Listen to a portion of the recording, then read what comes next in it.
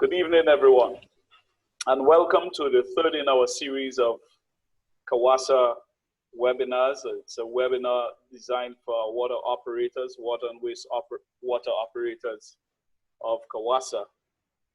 Mr. David Benny is an experienced environmental engineer specializing in water and wastewater treatment. He's a graduate of the University of the West Indies. He holds a Bachelor of Science in Chemistry, a Master of Science in Environmental Science, and a Master of Philosophy in Civil and Environmental Engineering. He also holds certification from the Association of Boards of Certification, that's the ABC, and has a Level 4 wastewater plant operator certification. He is a former employee of the Water and Sewage Authority of Trinidad and Tobago, WASA. He had been there for over 29 years. During his tenure, he has held positions such as the Water Wastewater Works Operator, Chemist, Process Engineer, Plant Manager, Contracts Administration Manager, Deputy General Manager, and the Head of Operations South. And just when he demitted office, he was the Head of Research and Development at WASA. He has also performed as a consultant design engineer, commission engineer for many water and wastewater plants in the Caribbean and Central America. At a professional level, he is a tutor in water and wastewater management at the College of Science, Technology, and Applied Arts of Trinidad and Tobago, COSTAT, and the School of Higher Learning in Water and Wastewater Engineering. He has also been the internal verifier for WASA on the Plumbing Level 2 assessment of the Caribbean Vocational Qualification, also known as the CVQ. So I have much pleasure in inviting Mr. Benny to present to you this afternoon on dosing and water chemistry and dosing. Over to you, Mr. Benny. All right, good afternoon. You can share your screen. Yeah. I have given you permission to do that, so you can go ahead and share your screen. All right. Are you seeing the screen? Not as yet. Okay. Why is that not so? You go down to the bottom of the screen and it says Share. Yeah, share screen. All right. Okay. Is it there now? It's coming up. Yeah, right. We are there now. Right. Wonderful. All right, good. All right. Let me have any hot waters here. I am still employed at WASA. Oh, sorry. In capacity as manager of wastewater projects. Right. I am currently on leave. I have just for correction because anybody's seen this otherwise. Sorry. That was my fault. Sorry about that, Mr. Benny. All right, that's nothing. Just make sure. Right. Now, topic this lecture today is that would be of at least I prepared a couple slides, but this being my first webinar, I would present on chemical dosing methods, and subsequently, if allowed, at another venture, I will do elaborate chemical dosing. But what I want to get more so is the feedback from people in terms of answering their questions, because this field is wide and there are many concepts dealing with chemistry and water treatment. So I prepared a short presentation, and after which I can field any type of questions, and if I cannot explain off the cuff and people need questions, they can send me an email and I will respond accordingly, right? So this afternoon I will deal chemical treatment methods and basically treatment in chemistry, water treatment, right? So Could you just, Mr. Benny, if you just go to the top of your slide and do slideshow, yeah, so you'll get a better image. I'll do slideshow. Yeah. All right. All right. So chemical treatment depends on the removal or conversion of chemicals or, or additional chemicals to water treatment to make it useful. Now, there is no difference between water and wastewater except in quality. We cannot generate any new water. Water is a cyclic process, so rain falls, it enters into the ground, we discard the wastewater and the cycle repeats. What we use in treatment, we use it for our beneficial needs, and we tailor the particular type of use determines the quality of water that we want.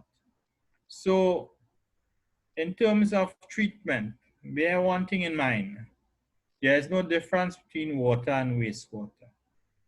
If it is for potable use, then it requires a certain chemical consistency. If it's to be discarded into the environment, it has to meet certain environmental parameters. So dealing with chemical treatment, this is basically, today's topic deals with basically water treatment. I wouldn't go into wastewater treatment, right? But if you have questions afterwards, I can field. So you have the most common way of treating water to bring into chemical potable water status is by precipitation, adsorption, disinfection. And this includes the treatment processes which we have for surface water treatment plant.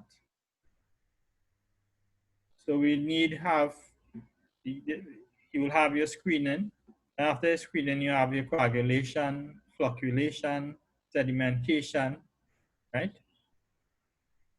Where the coagulated particle would settle off and be precipitated, and then they goes through a process of filtration, then disinfection, or if you're doing ion removal, you talk about oxidation, and if you're doing lime softening, we talk about neutralization or scale control. So dealing with coagulation.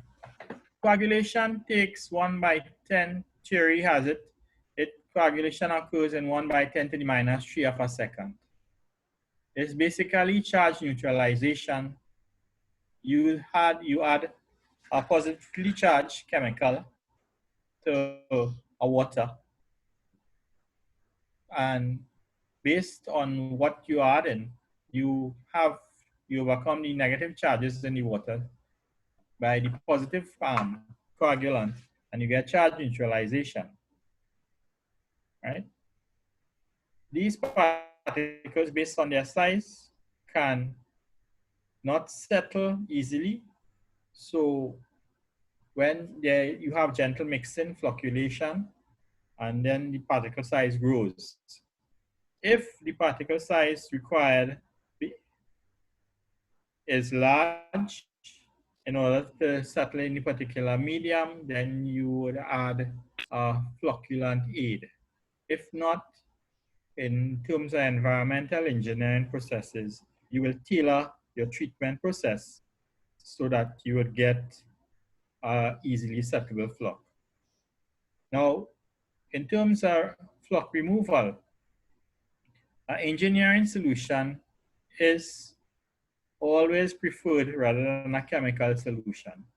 For instance, if you were to operate a treatment plant and the clarifier is the rise rate on the clarifier, the rate that the water is coming into the clarifier is high, then you would not get the flux settling properly. So in cases like that, you would have to use a flocculant aid. So So let me just show out some figures here for you. Alum as a coagulant requires a rise rate in the clarifier 2.1 meters per hour. Iron flux, on the other hand, in a clarifier requires a rise rate of 0.5 meters per hour. So it's a vast difference. It depends on the type of flux formed. The smaller the flux, the longer it will take to settle off. Hence, the rise rate on the clarifier has to be less. In order to bring down the rise rate, you would add a flocculant aid, right? So that's just some figures. Could be it in the back of your mind, and we could add some questions afterwards. The most common coagulants used are alum, ferrous sulfate, lime, ferric chloride, and ferric sulfate. Now, in terms of chemistry, alum and ferric chloride is preferred as the coagulants. Now, if in the salination, you would normally use ferric chloride instead of alum, but alum is normally used, or variations of alum is normally used in water treatment. Right? So we could have alum, we could have polyaluminum chloride, we could have polyaluminum silicate sulfate. All of these things can be used. Now, I'm being familiar because in my 10 years as an engineer, I've used alum, and in case of St. Lucia, which I worked for a while, we used polyaluminum chloride. This is a Theobald's water treatment plant. In cases where you have alum, each coagulant has its own particular chemistry and window for working. Alum works best as a pH of 5.5 to around 8. Ferric chloride works from a pH around 3 to a pH of 10. In addition to having the chemical, the coagulant, because you add in positive charges to negative charges in the water, and consequently hydroxide is being formed, you would have to have some alkalinity in the water. Alkalinity is the buffering capacity of the water.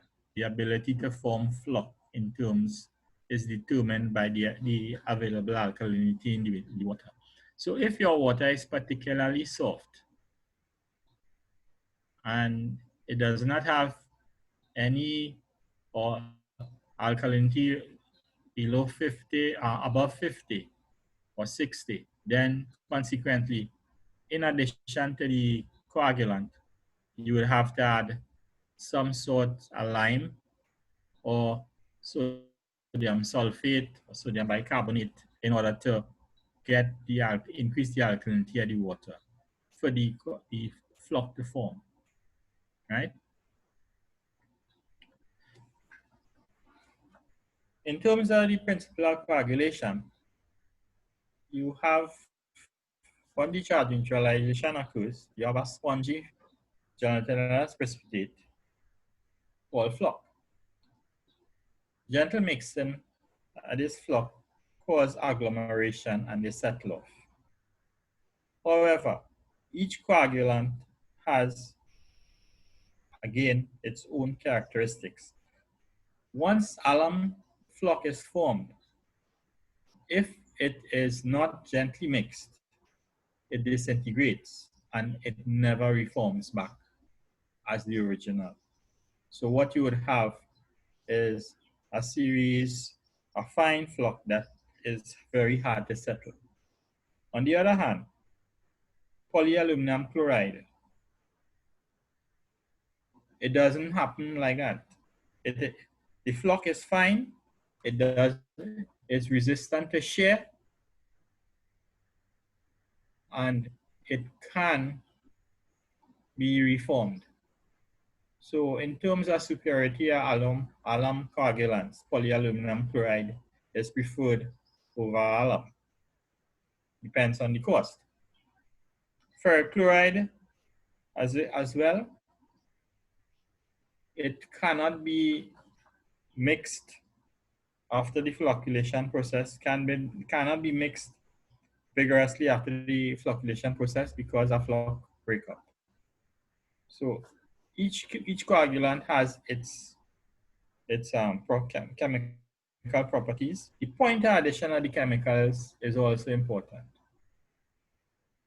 So for alum, you need to add it as close as possible to the reaction chamber, to the head of the flocculation chamber, because you require a short time for agitation to get complete mix. On the other hand, if you're using polyaluminum chloride, you can add it straight at the intake because mixing doesn't affect the ability to work, for the chemical to work, right? So all these considerations must be taken in terms of the layout of the plant, the type of chemical, and pH, alkalinity, and the temperature, right? So some of the properties of the common coagulants is that they're easy to handle, they're long pH. I start to talk about the pH range. The chemicals now, water treatment chemicals, coagulants, the polymers and the polyaluminum chlorides are not cheap. So that would be like, is not applicable in this case.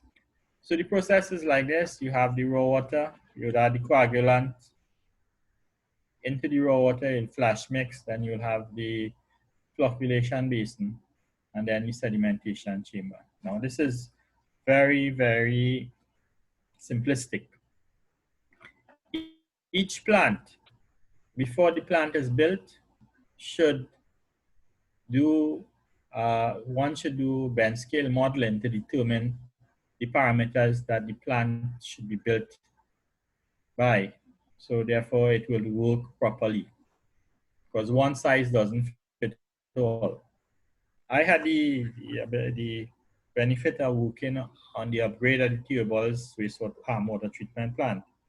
And I designed the treatment scheme in terms of those baffle flocculators, the filters, right, and the disinfection system.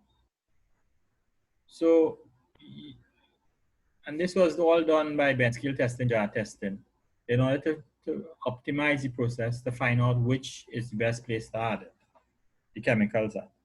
At CAWASA in Trinidad, those tests were done and we have optimized the majority, the addition points of the majority of our water treatment plants, where they are the chemicals and the type of chemicals to get the best treatment process. Right?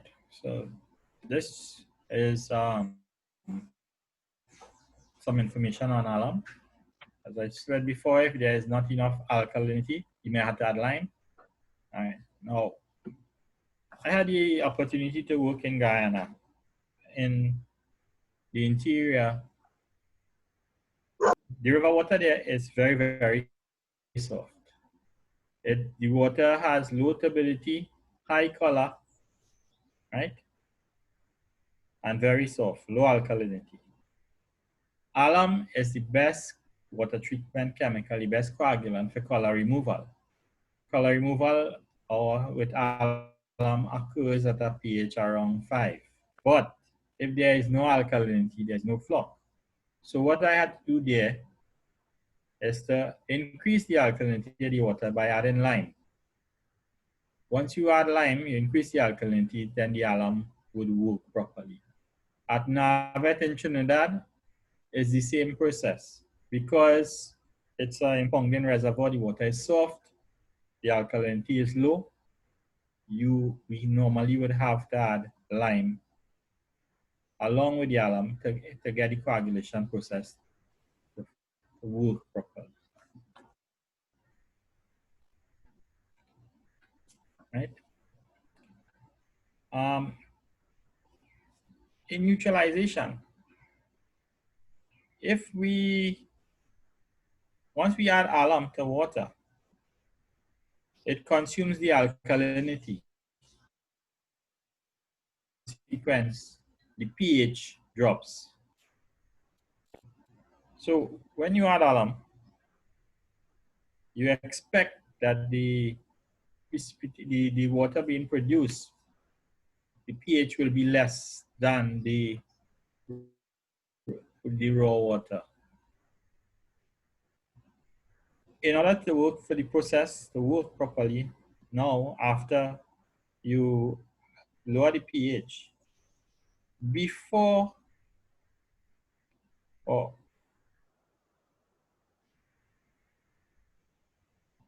many people add lime before disinfection once they use alum. But if you know that the chemistry of chlorine, chlorination occurs best when the pH is low. So it is always advisable to add chlorine and then increase the pH. But then you may have consequences in terms of um, high turbidity in the water. So it depends on your treatment plant and what is the objective that you want to use. Now, on the other hand, if you don't want to have your pH drop off, you use polyaluminum chloride. Polyaluminum chloride does not drop the pH. In fact, it raises the pH. So if you use polyaluminum chloride as the coagulant, there is no need to add lime to increase the pH because the alkalinity is not depressed. Ferric chloride, on the other hand, consumes a large amount of alkalinity, and hence you would have to use a lot more lime than you would use for alum. So ferric chloride being colored, alum and polyaluminum chloride does not add color to the water. Ferric chloride is hardly ever used in the drinking water process except for in a reverse desalination plant, right? So the charge neutralization depends on the alkalinity and the type of coagulant and the chemistry of the coagulant.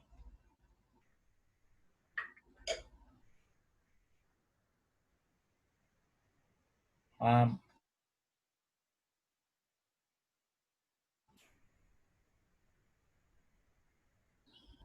you need to have aeration, you need to have an oxidant, normally chlorine, and you need to have a pH around 8.4. However, water, when it's aerated, because of the oxygen in it, it's highly corrosive. So it is not neutralized if there is no lime present. So if you go to a removal plant and you look around the aerator and the water, before the lime is added, you see a quite large amount of corrosion occurring because the aerated water is corrosive. Wastewater is generally neutralized if the damage to metals is minimal. Now, polyaluminum chloride, ferric chloride, and alum, these three chemicals I'm touching on this afternoon. The polyaluminum chloride is not corrosive. Ferric chloride and alum are corrosive. So depends on the type of pumps that you would have to use to deliver these chemicals.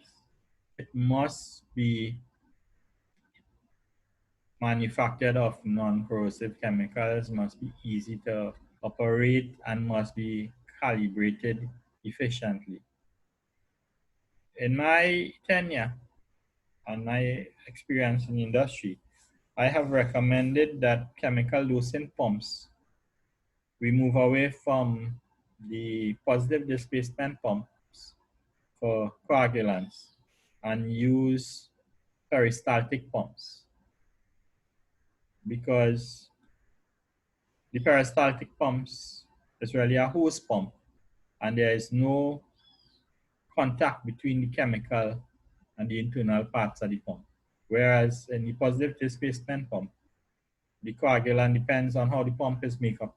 The coagulant is intimately in charge with the piston and the internals of the pump. So the pump deteriorates very fast.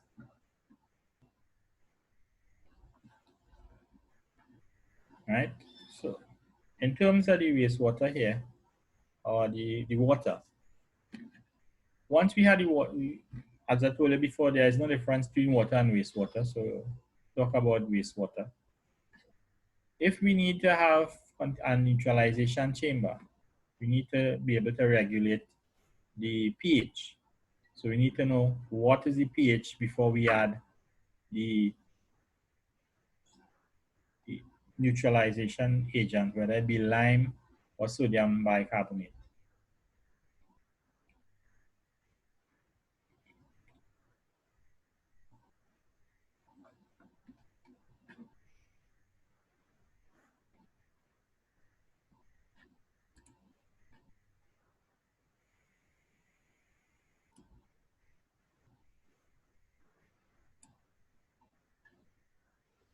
Did we lose you, Mr. Bennett?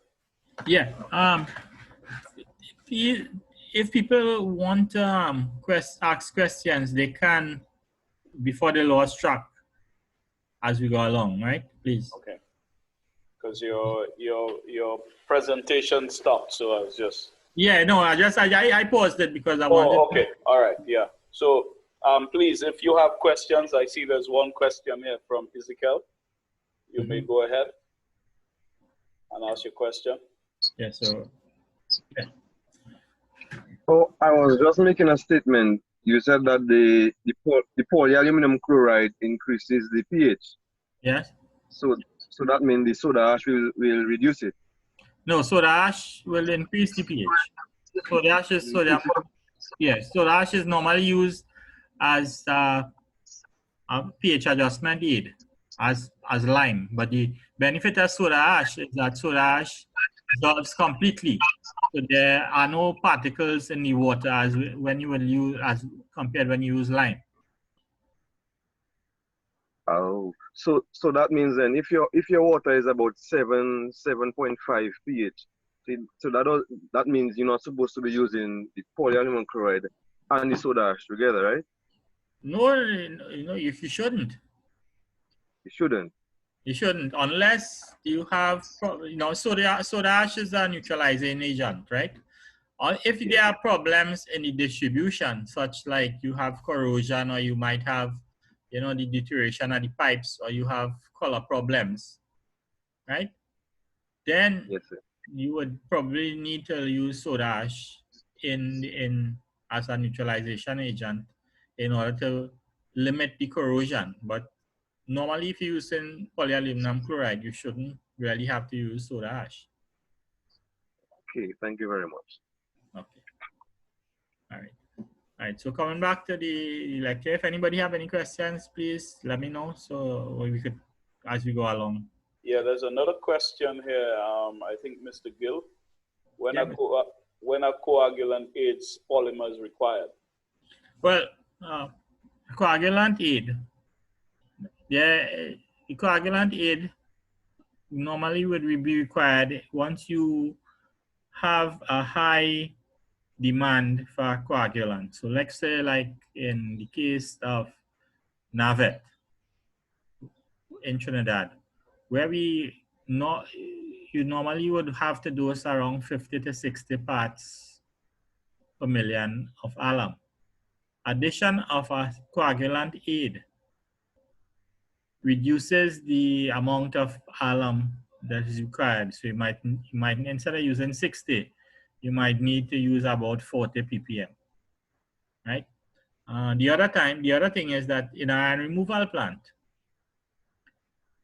what we have found by testing is that addition of a coagulant aid after aeration drastically increases settling at the iron flock. So it depends on the chemistry of the water that you would have.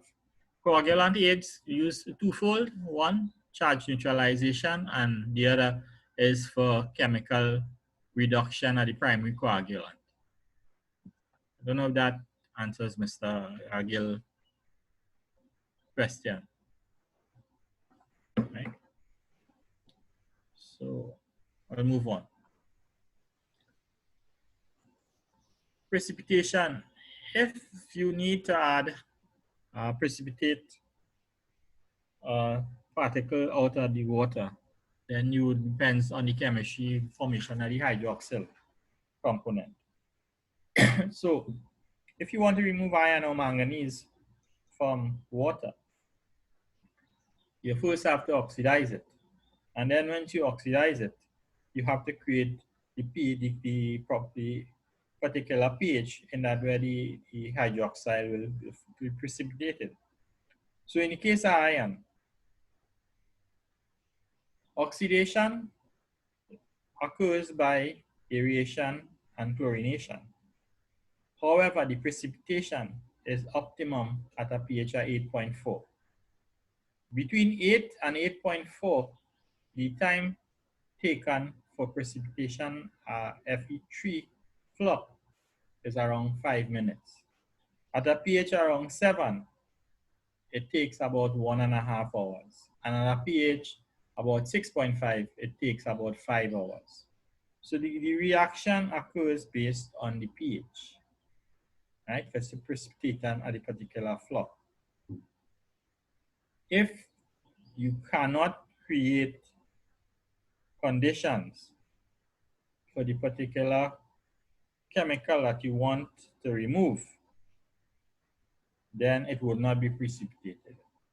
As I mentioned before, alum works best for color removal at a low pH, around 5.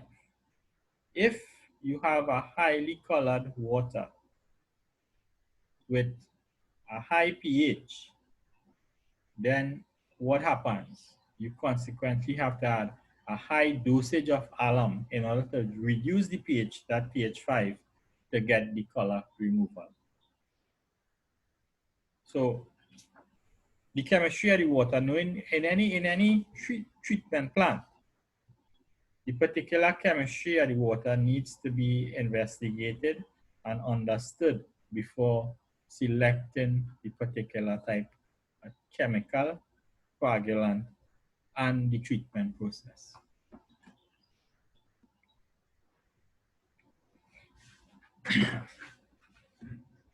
Right? So just letting you know, coming down here, calcium hydroxide and sodium hydroxide. Now, sodium hydroxide calcium hydroxide is preferred in the water treatment industry because it's easier to handle and doesn't not hazardous as sodium hydroxide.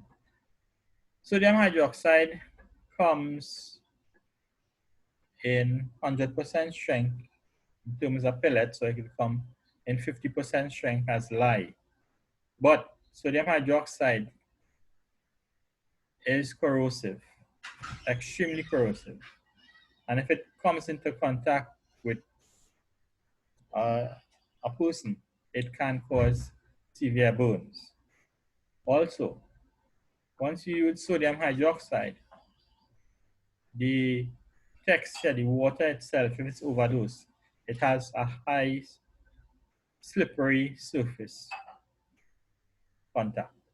So it's not commonly used in water treatment.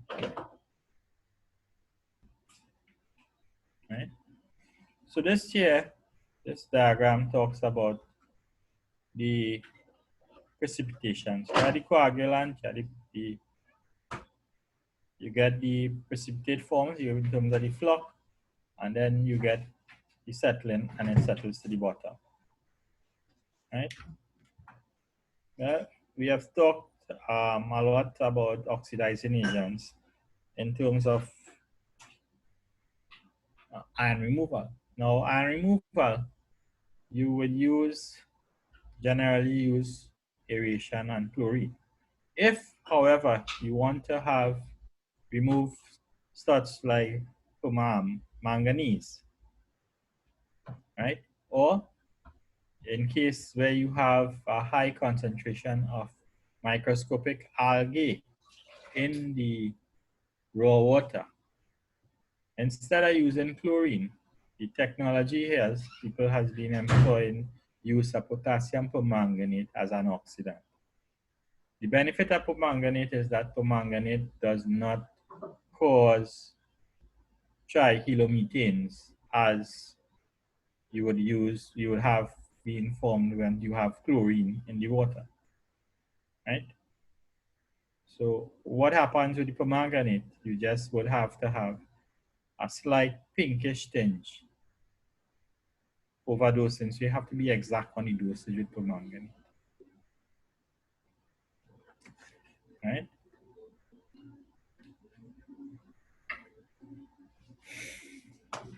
So the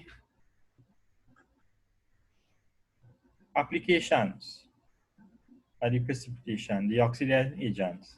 You have oxygen, you can use ozone. But ozone for people in the Caribbean would be expensive because ozone has to be generated on site. Ozone is used in the North American concept when you have taste and odor problems, or in the UK when you have taste and odor problems. Normally, if you have taste and odor problems in the water caused by algae, traditional method employs the use of chlorine. But use of chlorine forms trihalometanes, which are carcinogenic in drinking water once you have organics. So it is not advisable to constantly pre-chlorinate if there is a high concentration of organic matter in the incoming water, right? So recommendations for the Navet water treatment plant when the refurbishment was done was, instead of pre-chlorination, because of the microscopic algae, to use potassium permanganate at a recommended dosage of 0.5 ppm in order to oxidize the algae. Once it's oxidized, it can be removed in the coagulation process. Right? For taste and odor in wastewater, ozone is the ultimate tool. However, cost implications most likely will render it be uneconomical in the Caribbean context. Right? My next lecture will be dealt specifically with chemical dosing, but I just put up a chart here from the ABC in terms of the formulas, and I'm sure a lot of people who haven't written the ABC exams would be familiar with this type of this sheet. I just want to touch on two things before I close off here. The pump setting is dependent on the strength of the chemical. Now, alum, all coagulants are best fed in smallest concentration as possible. So alum is recommended to feed alum at a concentration of 1%. Polyaluminum chloride should not be diluted. It should be fed neat meaning in the undiluted form. Ferric chloride, on the other hand, can be diluted and fed, or can be fed neat, but it has to be carefully dosed. In terms of chemical strength, basic chemistry from O levels, C1 V1 is equal to C2 V2. If you add in, you want to make a dilute solution of a chemical, then you need to know the strength that you have, the volume you have, and the volume that you're going to make up in order to know how much of the chemical to add. Right? The dosing in terms of the American system has a particular formula in terms of how we would set the dosing. But the easiest one for us in the Caribbean would be the metric equations, where ppm is equal to kilograms of chemical divided by million liters of chemical. That will determine the dosage. So those two formulas would be aids us in doing the dosing requirements of our chemicals. So here I can field questions now.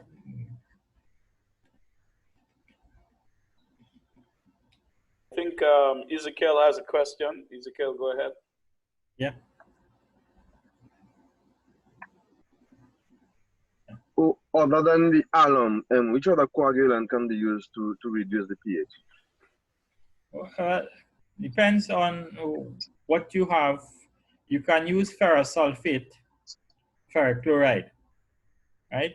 Now, if the plants that produce carbonated beverages, because that they have the alum is not preferred, they would normally use copperas, which is ferrous sulfate and lime, and they get excellent results because you have a highly how to put it, highly admirable water with very little impurities in it. So Okay. but alum is useful because alum is cheap. But then depends on the grade of alum that where it comes from. If you have alum from US filter, that alum has been refined. So all goes into solution when mixed. If, however, you buy alum from Venezuela or Jamaica, every time you mix that alum, you lose 10% because 1/10 of that is not immiscible. It's not soluble. So you get a stick paste. So, it depends on where you get the chemical from. All deals with economics. Okay. Okay, we have another question here. After heavy rainfall, why are water treatment plants in Trinidad taken offline due to high turbidity of the raw water? Well, for the first 8 years of my career, I was a water treatment plant operator. And I pull no punches in saying that the water treatment operators in Trinidad are basically lazy. There is no need to take the plant off due to high turbidity. The plants are designed to take the high turbidity. If the screens are clogged and the water cannot come into the plant, that is another issue. But to take the plant offline due to high turbidity, it does not make sense.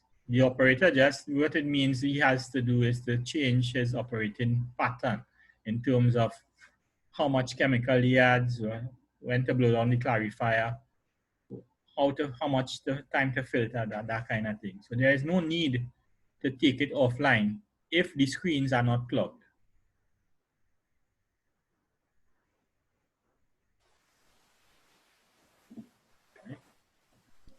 Questions? Yeah. Any questions? Comments? Maybe some experience you may have had that you want to share with us based on what has been presented? Well, I touched on 3 experiences there. one St. Lucia experience where we use polyaluminum chloride as a preferred coagulant with flocculant aid because the temperature of the water in St. Lucia is about 2 degrees colder than the temperature of the water in Trinidad. So polyaluminum chloride is used in the islands because the temperature of the water is less than in Trinidad or in Guyana. Because the lower the temperature, the better it works. It does not drop the pH. You produce a flock that is sturdy and can be easily filtered. So you just have to tailor the treatment processes. In fact, the water was so clear when we commissioned the Theobalds plant in that the clarifier developed algal growth. And at that time, before I left, I recommended that they insert covers over the clarifier in order to reduce the proliferation of algal growth in the clarifiers, because that will cause problem in the filters. Right? So you have, most generally, the waters in the islands, St. Vincent, Grenada, St. Lucia, are low turbidity as compared to the Trinidad experience. So you have, there's no need to put any large dosage of chemicals as compared to the Trinidad or the Guyana experience. And in some cases, what you have in the islands, instead of using chemicals, slow sand filtration is the recommended mode of treatment. In slow sand filtration, there are no chemicals used for coagulation. It's just disinfection processes. In Trinidad, we have different types of water sources. We have surface water, we have groundwater, we have desalination. Our surface waters, we have for the Caroni water treatment plant, our largest plant, we could go from around 10 NTU in the dry season to 2,000 plus, or as high as 5,000 NTU in the rainy season. Yes? No, go ahead. Yes, so the plants, in those conditions, we have to add a lot of alum or different types of chemicals. So what we normally would do is we add the alum, and to reduce the amount of alum, we use a coagulant aid and a flocculant aid with it. The process is costly. I mentioned the Guyana experience. In Guyana, most of the water, if you take surface water, is soft, colored, and not easily be treatable. So what you have to use, you have to add alum, you have to add lime, and then the process will work. So you have to add lime twice, once for coagulation and once for pH adjustment afterwards. So, the experience cannot underemphasize the point that each water is unique, and you have to know the type of chemistry of the water, the alkalinity, the pH, the temperature, what you want to remove, whether it's color, whether it's turbidity, before you devise a treatment scheme. So it's important for the operators to be able to know the treatment, the water and the treatment plan, the capability of the plant. And as an operator, I always tell people when I do training, if the operator doesn't want the plant to work, the plant will never work. The plant functions based on the ability of the operator. We have a question, Mr. Roberts? Yeah, Mr. Elvin Roberts, go ahead. Right. Disinfection, what you recommend in areas where gas chlorination is a problem, we normally would recommend use sodium hypochlorite or calcium hypochlorite. Sodium hypochlorite has its challenges in that sodium hypochlorite, which is a stronger version of bleach, 10 or 12%, has a particular shelf life. It should not be stored in open sunlight, right? But the use of it is not hazardous. Calcium hypochlorite, on the other hand, it needs to be stored in an area where there are no oxidizable chemicals present, no oils, no gases, because being an oxidizer, you have the risk of being fires occurring. But calcium hypochlorite by itself, you have to you have a make down solution, and then you have to be able to dose it properly. St. Lucia, I observed that they had a unique method of dosing the hypochlorite, in that you would have a make down, a makeup drum, and then you would have a dosing drum, and that controlled by a float, so that the dosing drum always had a constant level of hypochlorite, so you had a constant dose going in. So, you know, and that was our operator innovation. But normally in the Caribbean, nothing works as well as chlorine, but chlorine has its hazards in terms of the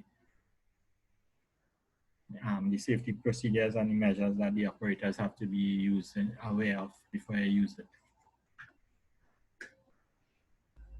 All right. The second part, right?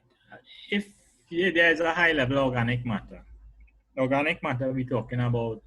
When we talk about organic matter, we talk about a carbon source. So carbon source could be referred to as algae, or you could have wastewater byproducts in the water, basically adding to the total organic carbon of the water. When chlorine reacts with organic matter, byproducts of the process formation is trihalometanes. Trihalometanes are things like dibromochloroform and chloroform, which in presence of the drinking water is carcinogenic. So it's advisable to use chlorine only on water that has been filtered properly, so that you limit the amount of organic matter that the chlorine comes into contact with. All right. The next question, WHO standards for turbidity less than 5. Now, from what I have seen in the upper islands of the Caribbean, turbidity less than 5 is easily attainable. In fact, there was a student, I think he works in the St. Vincent, he's an engineer in the St. Vincent Water Authority now. He brought some water and he brought some data for me to design a filter for him, and named COW or cool or whatever, back in the late 1990s. And the NTU of the water was 1 NTU of the raw water. When you consider that our water in Trinidad, we have 5, 6, 8, as much as 10 NTUs. I told him, I said there was no need for designing that type of filter. Right? Now, the purpose of WHO requiring less than 5 NTU is because once you have turbidity in water, it shields bacteria that can cause disease.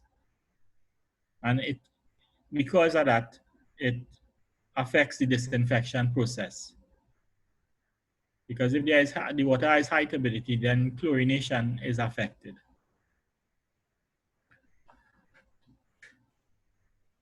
Now, if you have low turbidity and 5 or less than 5, and you want to be able to bring down the turbidity in the water, then most likely what you would have to do is you would have to add some lime to ensure that the coagulation process occurs. Or unique in that the Carney and Inhabit water treatment plant, by process we have found that addition some sludge, recirculation of some sludge into the low turbidity water increases the turbidity, and the coagulant works much better. Right? You have Well, another question from Andre Kesnell. He asks, we have found testing for THMs. all right, there is as far as I know, there is no cheap method for testing THMs and haloacetic acids. Now, if the plant is large enough and you have a functional lab, then the cost of testing can come down because then the person in the lab can make the chemicals instead of buying hack reagents. Now, hack has taken over the Western world by having prepackaged reagents. Yes, it's effective, it works, but it comes at a particular cost.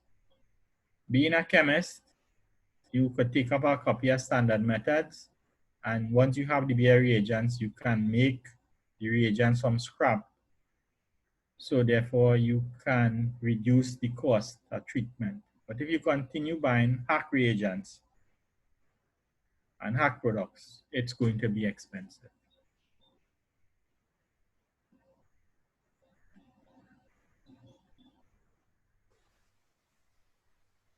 Any further questions?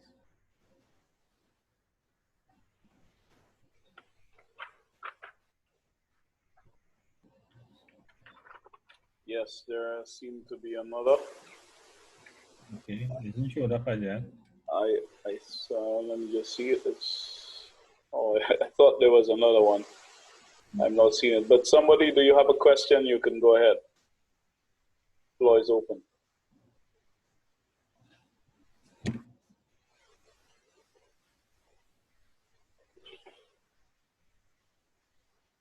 Okay.